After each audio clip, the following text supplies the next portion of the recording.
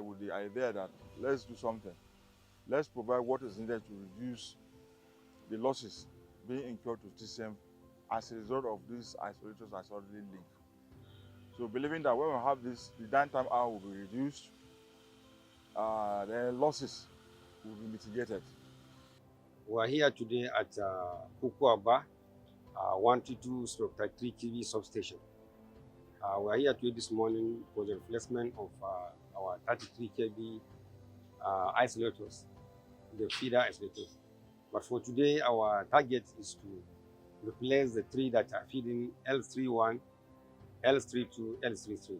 The function of isolator, especially in a substation like this, is not to provide flexibility in a substation and also to provide guarantee that for somebody working on a particular equipment, it's only isolator that will guarantee him that there is no, after opening the protective device, that's a breaker, isolator will give you a clear indication that you are not at risk of any power electrocution.